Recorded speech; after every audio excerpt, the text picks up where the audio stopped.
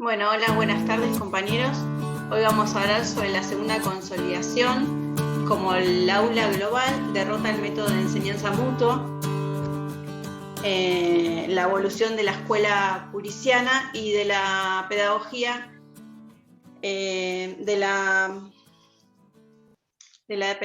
como una disciplina universitaria, ¿no? Ya que a pocos años después de convertirse en el preferido de los incipientes sistemas educativos, ¿no?, nacionales,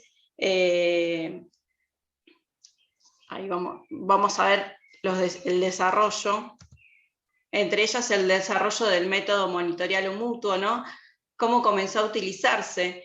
Bueno, comenzó a utilizarse a partir de 1800, y fue probablemente el más espectacular, ya que pocos años después se había convertido en el preferido de los incipientes sistemas educativos nacionales. La escuela lancasteriana, bueno, la escuela lancasteriana también se convirtió en el método privilegiado, ¿no?, de enseñanza popular de las ex colonias hispanoamericanas. En Estados Unidos fue adoptado como un método oficial de enseñanza entre 1820 y 1840, y su propagación fue el resultado de la acción de las sociedades, ¿no?, que financiaban las escuelas y que enviaban sus representantes y propagandistas y conseguían imponer como pedagogía de Estado, ¿no? El método lancasteriana, bueno, este método también llamado lancasteriana por uno de sus iniciadores, ¿no?, que fue José Lancaster, se basaba en la utilización de los ayudantes alumnos. Era una propuesta educativa de los jesuitas. ¿En qué consistía el método? Bueno, el método hacía que solo un docente pudiera conducir una clase hasta de 1000 alumnos, ¿no? Lancaster y Andrew Bell. Bueno, Lancaster junto a Andrew Bell, bueno, introducieron el método, quien lo desarrolló en las misiones cristianas, iglesias de la India, a partir de un vertiginoso de la enseñanza jesuita, ¿no? Para Bell, bueno, Bell publicó su libro de divulgación y perfeccionamiento del método en 1797, y Lancaster lo hizo en 1803, ¿no? Bell insistió sobre la constante supervisión de los docentes, ¿no?, y sobre la necesidad de conservar el orden de la escuela y el orden social, enseñando a cada uno estrictamente lo necesario, ¿no?, y proponiendo la enseñanza de la lectura, pero no de la escritura.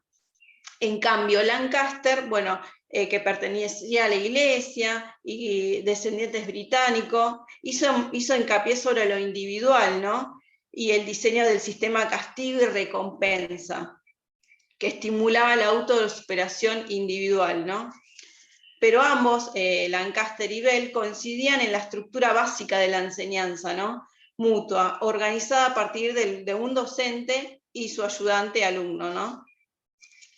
El pedagogo uruguayo Gesualdo ha denominado este método como la vieja novedad, ¿no?, a lo que Bell definía como el método por medio del cual una escuela entera podía instruirse bajo la vigilancia de un solo maestro.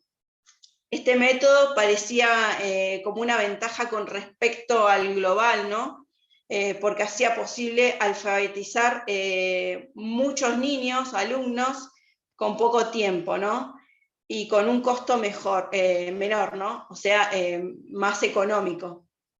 Lancaster destacaba que podía realizar la misma obra en una escuela, ¿no?, tradicional de 2 años, en vez de 7 años que duraba esta, ¿no?, y se podría ahorrar hasta más o menos el 60% del presupuesto. Los sectores dominantes no miraban todavía con buenos ojos la escolarización masiva, y temían, ¿no?, de esto, de en cuanto a mayor fuera la educación, mayor serían los reclamos los movimientos sociales, ¿no? En el contexto de la revolución industrial, ¿no? Y bueno, la idea de que la educación traería orden, progreso, ¿no? Empezó a tener un poco más de consenso, ¿no?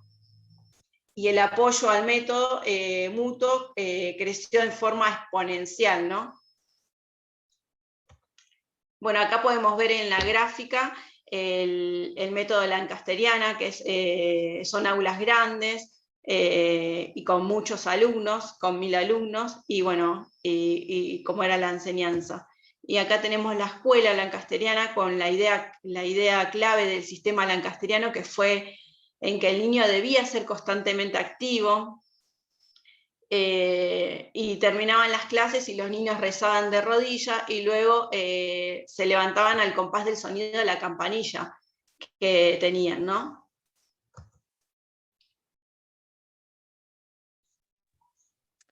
Hola, buenas tardes. Mi nombre es Hernán y bueno, para que se pueda entender un poco mejor cómo funciona este método mutuo de monitores, se debe entender, por un lado, que este procedía de manera ordenada y reglamentada. Eh, ¿Esto qué quiere decir? Quiere decir que se procedía con una serie de pasos para enseñar, ya sean estos pasos para enseñar a leer, escribir o contar. Para lograr esto se disponía, por un lado, una serie de carteles o figuras impresas que contenían y marcaban estos pasos a seguir.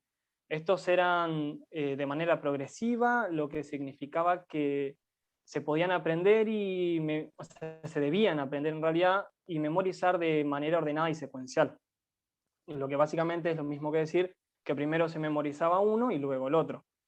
Marcando y organizando a su vez las clases en el aula. Como este aprendizaje se evaluaba de manera individual, dependía del propio ritmo de los estudiantes. O sea, era más rápido o más lento de acuerdo con los progresos de los alumnos. Algo que guiaba esto son los monitores, como veníamos mencionando, que son alumnos elegidos por los maestros después de un examen y que cumplen el rol de verificar que los pasos se estén cumpliendo. A su vez daban órdenes para la lectura y repetición de los mismos, para poder mantener un control en la disciplina. Por último, para mantener este orden de la enseñanza, se recurría a una herramienta práctica que perduró hasta principios del siglo XX y que se consideraba como una tecnología de punta de época y primordial para poder mantener este sistema de aulas que estaba articulado y establecido en ese momento. Esta herramienta práctica era la herramienta individual o pizarra, perdón, la pizarra individual o pizarra manual, que consistía en pizarras propiamente dicho o en cajas de madera que contenían arena, donde se podían realizar letras u operaciones aritméticas y que además servían de interacción y de regulación entre el maestro, los monitores y el alumno, lo que también permitía centralizar órdenes que permitieran ordenar la secuencia de este aprendizaje. Para entender todo esto también, en aquella época, el método lancasteriano se comparaba con modelos de época. Por un lado, según Foucault, el método industrial o mutuo era una máquina pedagógica de gran efectividad, metáfora que, según el autor, ayuda a considerar el carácter sistemático e interconectado que posee este método, ya que la escuela de alguna manera se convierte en un aparato de enseñar. ¿Por qué? Porque permite a los alumnos mayores, llámense monitores, a insertarse en un proceso general de la enseñanza, dado que comienzan realizando tareas simples de vigilancia, control de trabajo, para luego terminar al propio acto de enseñar.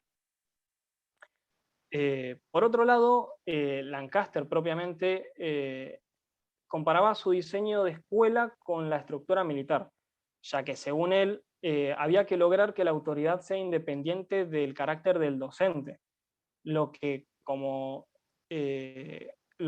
como propiamente dicho en cuestiones de autoridad, según él se debía poner primero el rango por sobre quien lo ocupe. Este orden cuasi militar no siempre se cumplía estrictamente porque ya sea que los alumnos o docentes no se sintieran cómodos o eligiesen no hacerlo. Por esto, para complementar y reforzar la didáctica grupal, Lancaster inventó un sistema de recompensas y castigos. Se basó en dividir a los alumnos en grupos de 10 o 12, de 12 alumnos y nombrarlos consecutivamente con un cartelito en el pecho. El monitor tomaba lección cada día y el resultado de esta lección implicaba avanzar o retroceder en la fila. Los que llegaban a la primera posición recibían un distintivo, ya sea como mérito a la escritura o mérito a la lectura, mientras que los que estaban atrás eran castigados con algo que justamente reprimía esas equivocaciones. Algo que se distingue de este método sobre otras experiencias educativas con los monitores y este método mutuo fue que se generalizó como un sistema y desarrolló una serie de técnicas destinadas a garantizar su eficacia, técnicas que terminaron perdurando en los sistemas educativos nacionales.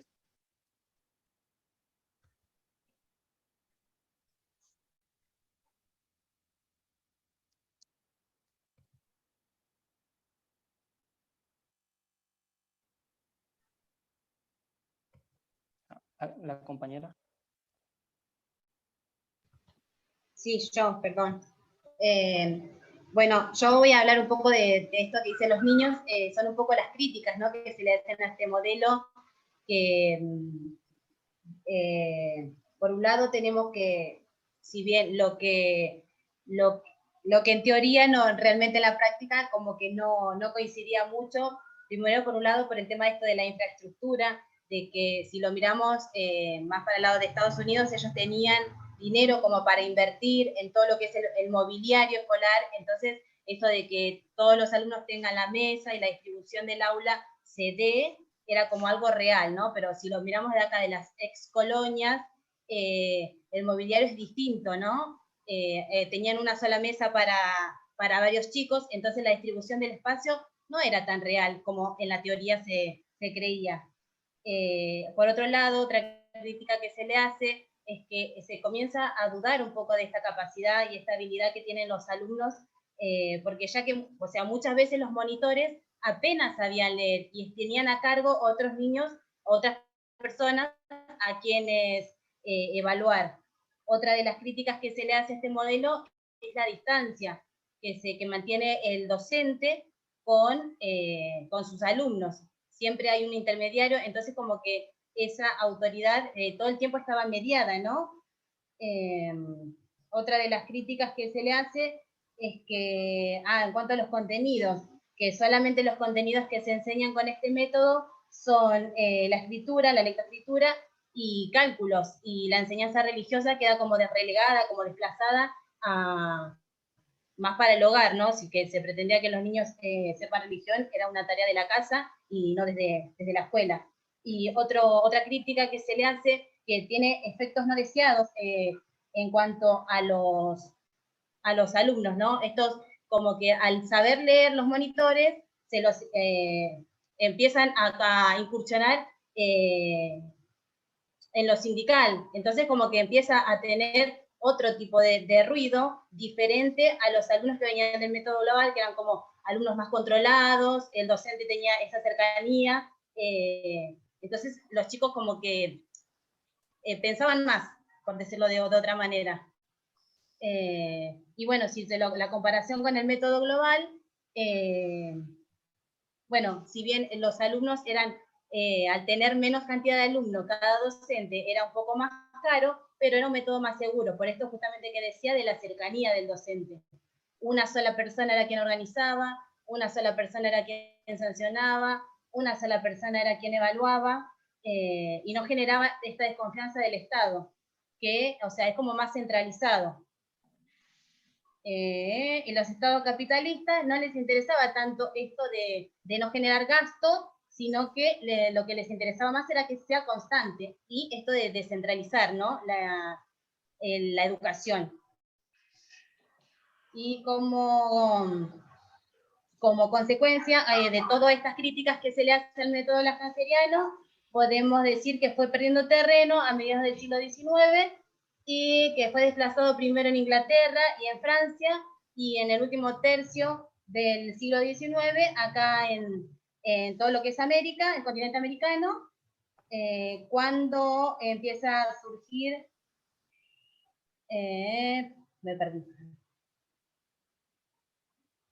Cuando empieza a surgir junto con la pedagogía basada en la enseñanza simultánea, donde todos empiezan a aprender de manera más reflexiva y no tan a ciegas como en el método lancasteriano.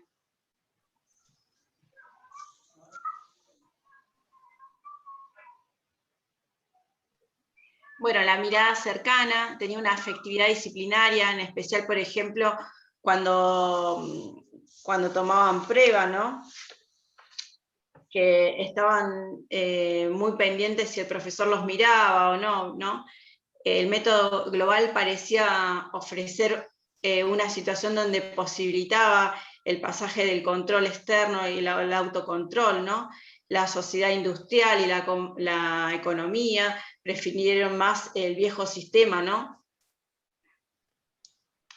El viejo sistema global, ¿no?